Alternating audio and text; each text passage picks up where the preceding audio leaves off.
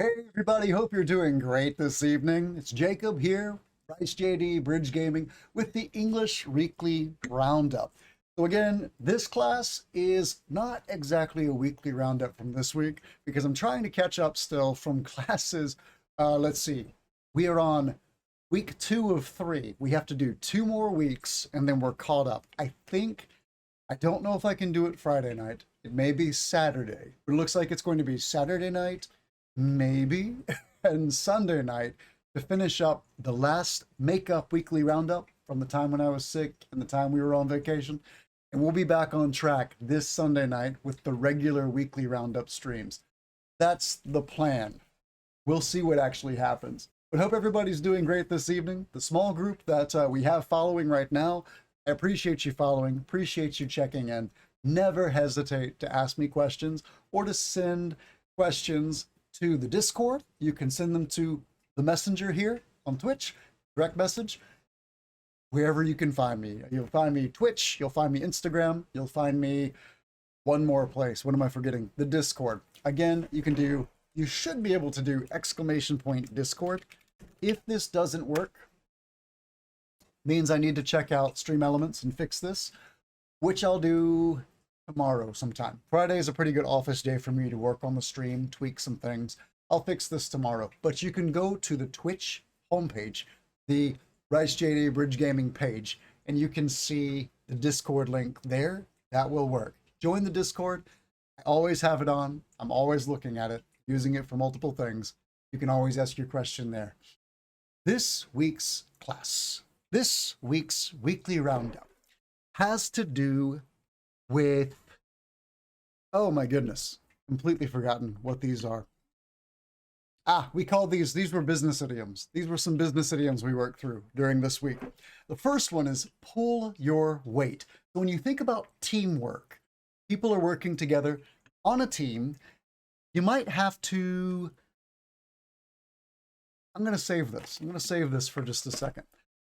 Pull your weight is to do your fair share of the work or contribute equally to a task or a project. Everyone on the team needs to pull their weight if we want to meet the deadline. It's frustrating when some team members don't pull their weight and others have to pick up the slack. Now here we are with another idiom. When I think of pulling my weight, I think about picking up the slack because they have related meanings. So the slack, a visual example, works best for me for this idiom. You see the string for this bag here. Right now, you can see it has some slack, right? When I pull it tight, both of my hands, my left hand and my right hand, are both doing work. They're both contributing. They're pulling the string tight. Everyone's working. When my left hand becomes a little lazy, it releases a bit, the slack comes back. So pick up the slack means, hey, left hand, let's get back to work. Pull tight again. Okay, now everyone's working and the string is tight. Your job, your work is like this string. It's tight when everyone works together. The work gets done in a timely manner and it's efficient. When one or the other or someone on the team, again, two-hand team in this situation, when someone stops doing their work, you get slack and you lose efficiency in your work. Pick up the slack. It's a great idiom. I would say this is another example of, oh, you work, I know you do. There it is, spicy vocabulary. Pick up the slack. It's a really good idiom to use when you have someone in your team who's not doing all the work they should be doing. Hey, pick up the slack, do your work. The same as pulling your weight. When both hands are pulling on that string, they're pulling their weight, they're doing their job, they're doing what they must do. That's what this means. I need to take a sip of my tea. It's been a busy week this week, and by Thursday I start to lose my voice just a little bit. So hot tea and honey goes a long way to keep my voice working into the weekend. All right, this phrasal verb is to stand out. When you stand out is when you attract attention either for the way you look or behave or because you perform better at something than others. There's some reason that people take notice of you. They notice what you're doing. You stand out. The candidate's experience and qualifications made them stand out during the job interview. Most people would say standing out during a job interview is a positive thing. When you stand out, people notice you. People see that you have skills and you're memorable. They remember, if you remember the lesson, what is it now, 3 weeks ago, about memory, they remember you well. You are memorable. So when they think about who they like and who they don't like, they'll think about you if you're a memorable person. So when you stand out, this is good for job interviews. Sarah's creative presentation really made her stand out among the other candidates. Again, we're talking about candidates for jobs. Could be a candidate for university admission. For some of you who are young, who are in high school, who are planning to go to college next year, you want your application, and if you have a presentation or if you have an interview, you want to stand out so that university selects you and they bring you in to their fall admissions class. This is a good thing. Can anyone watching, and again, we have low numbers right now, totally fine, but if you see this later, send a message. Let me know what you think. Is it always a good thing to stand out? Think about this. We'll come back to this question later. Is it always positive to stand out? Or can sometimes standing out be a negative thing? Think about it. Here's another idiom, drop the ball. You'll notice we have a lot of idioms in this class. In business and in teamwork, we have many, many idioms that we use to describe our interactions with our team. Drop the ball is a baseball idiom. This one we use a lot, again, in business and in teamwork. You'll notice with business idioms in business English, we take a lot of words or a lot of circumstances or situations from baseball. A lot of our examples and our idioms come from baseball. This is one, drop the ball. You have a batter who hits the ball, and then the ball is flying through the air, and then you have someone in the field who can catch the ball. If they catch the ball, that batter's out. They can't run the bases. 3 outs ends their time at bat, and the other team gets a chance to bat and score points. Now, if the batter hits the ball, and then the ball hits the fielder's glove and bounces out, he's dropped the ball. If it drops to the ground and hits the ground, that batter can run around the bases, take a few bases, or maybe score a run, score a point in baseball. So drop the ball is to fail to do something correctly or to miss an opportunity, just like that catcher in baseball. We lost the contract when I went on vacation because my coworkers dropped the ball and didn't submit all the documents. She dropped the ball by not following up with the client after the initial meeting. So we can also use a football word, American football, not soccer, right? Americans call international football soccer. American football, we throw the old pigskin and we wear the helmets and the pads and everything else. We can say they fumbled the ball or you fumbled that situation, right? When a football player, when a quarterback throws the ball and a receiver catches it, but they don't really catch it. Do I have a ball nearby? I have a box. Use this box, right? They catch the ball and they fumble it, right? They drop the ball. We call it a fumble in American football. So you can fumble a contract. You can fumble this meeting with the client because you forget to do something. Fumble, drop the ball. Similar concepts in baseball and football. We use these when we make a mistake, miss an opportunity, or do something incorrectly. We fumble, we drop the ball. All right, let me take a moment. If you are watching now, or even after the fact, this should still work. Take a look at this map. This map, we've had 3 people respond, and it just shows where people are, where they're watching from. If you scan this QR code with your phone, it brings up this map, and you'll be able to see, showing, right here, here we go. And you'll be able to see where people are from viewing this stream. Just something I think that's a lot of fun and kind of interesting to keep track of. You'll notice that this person probably doesn't live in the Atlantic Ocean down in this area. They're most likely from Brazil or maybe Argentina because it's a little difficult on your phone to place the markers in the right places. It looks like we did have someone from Germany and someone from, oh, what is this? Norway, Sweden, somewhere up in this area here. But yeah, just scan here and it will bring up the map and it won't ask you for your name, email address, or anything. You don't have to identify yourself in any way. I'm not trying to get your email addresses and then sell them to people to bother you. It just is an interesting thing to visualize and see where our participants are from. All right. The last thing I like to do for these short little weekly roundup streams is the question of the week. The question of the week for this week of classes was, is it always a good thing to stand out? Are there any situations where it might be a disadvantage?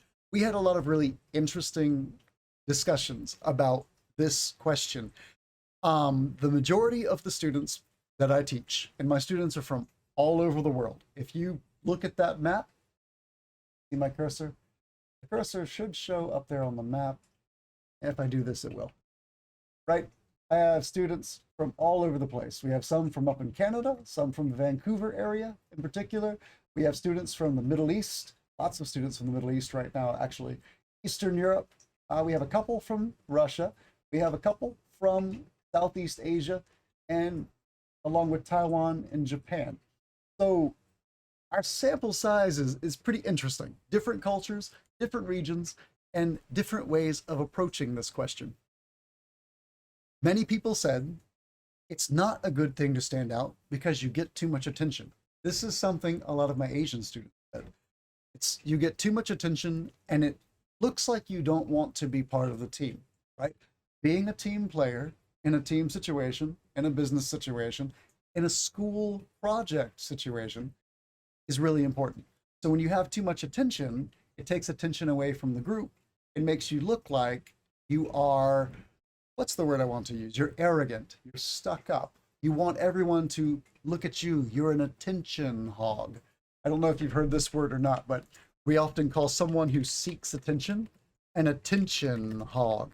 Just like if we talk about playing ball, baseball, basketball, soccer, any sport with a ball, we call someone who wants the ball all the time a ball hog, right?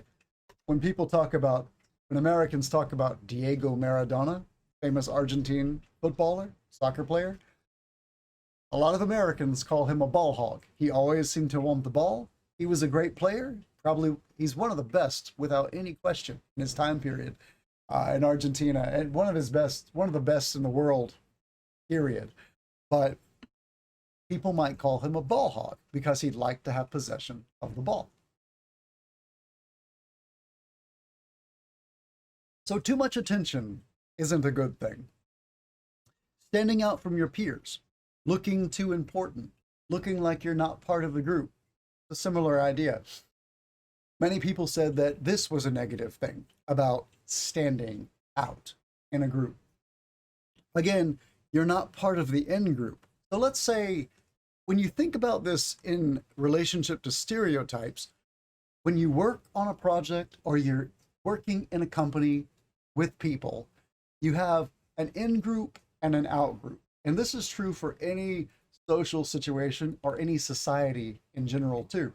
You have an in group and an out group. The in group you could think about as the popular kids or what have you. If you're in high school, you might think the popular kids are the in group.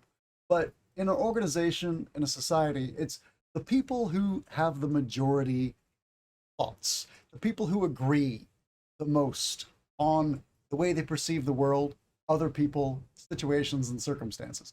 That's the in group. It's the main group of people. The out group would be the people who don't fit within the in-group. So that's fairly simple, right? In-group, you're in. Out-group, you're out.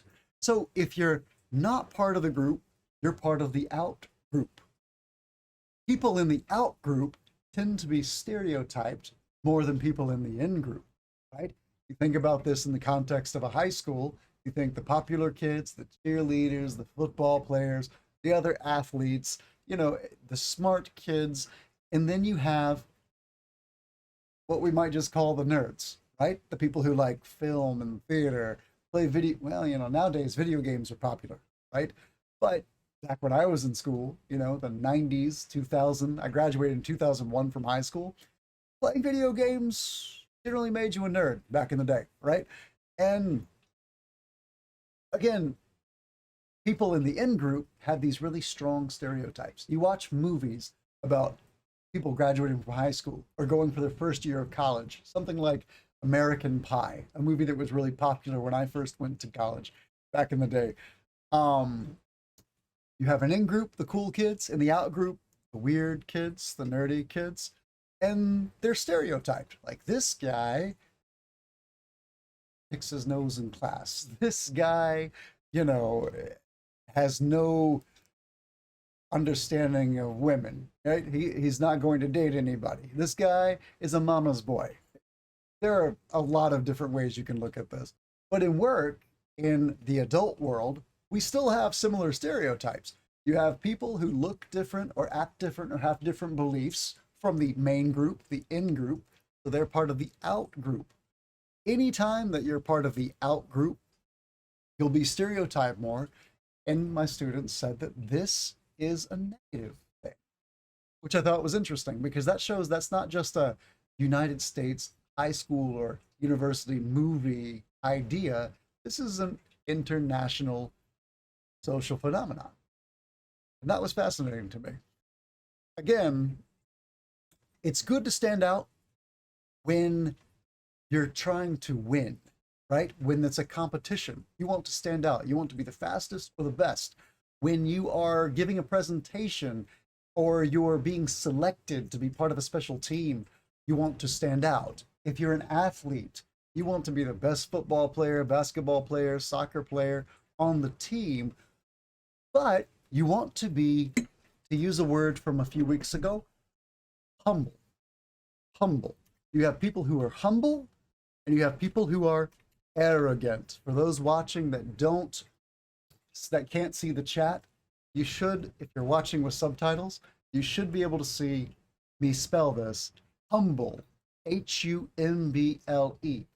Arrogant, Arrogant. You want to be humble.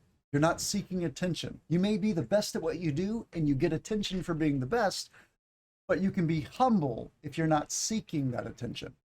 If you're arrogant, you're telling everyone, I'm the best basketball player. No one else is as good as me. No one can do what I do. I'm the best. Only me, only I.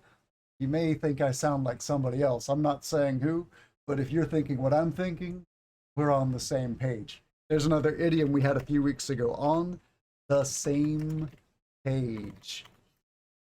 Little review for you added into this free class as well. All right, so that brings me to the end of this week's English Weekly Roundup catch-up class. Next class, I'm not sure what it's going to be on. I can tell you next time. But hope you enjoyed it. Hope you learned something. Feel free to send me a message, any questions. If you're in chat, if you join, never worry about your English. If it's good, if it's bad, always ask questions.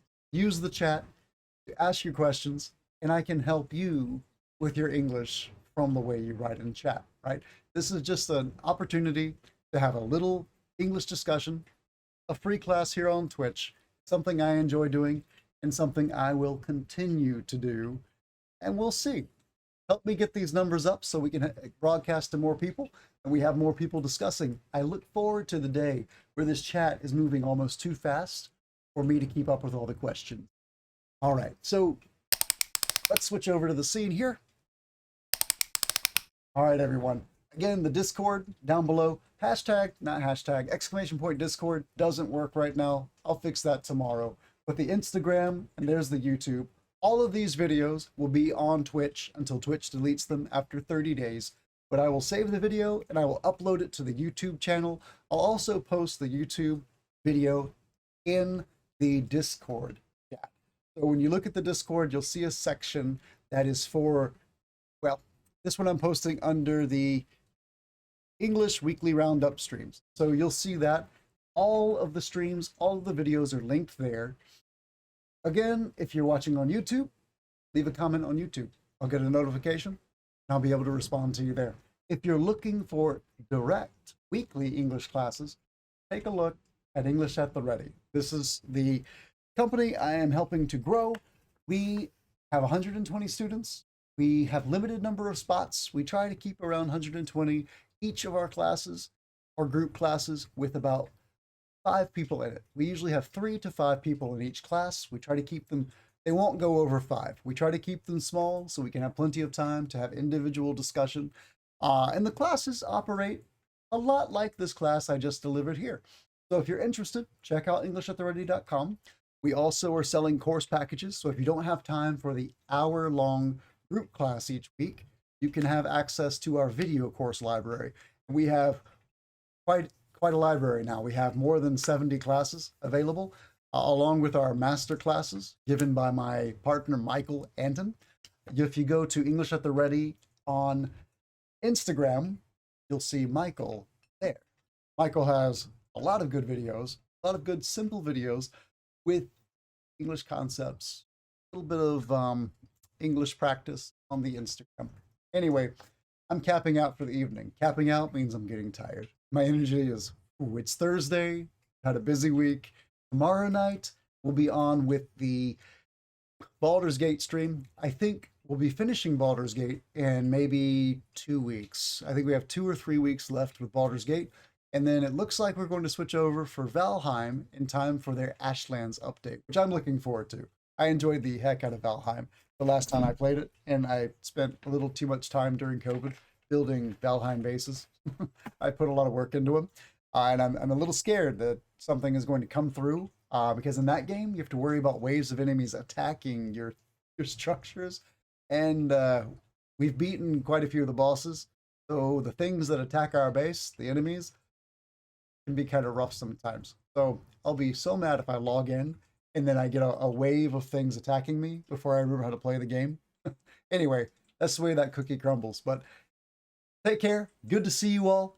Again, ask questions if you have them afterwards. I'll be back tomorrow night or Saturday with one more makeup stream, and then we'll be back on the regular schedule on Sunday night. Each of these will be 20 to 30 minutes. When we have people active in chat, I'm willing to go up to an hour, right? I don't think these are going to be longer than an hour most times, but we'll see. We'll see how it goes. Everyone take care. Again, I'm Jacob, Rice JD, Bridge Gaming, English at the Ready. Enjoy the start of your weekend and have an excellent Friday. See you soon. You guys who are enjoying May Day, I hope your May Day, your Labor Day holiday, has been fantastic. See you next time.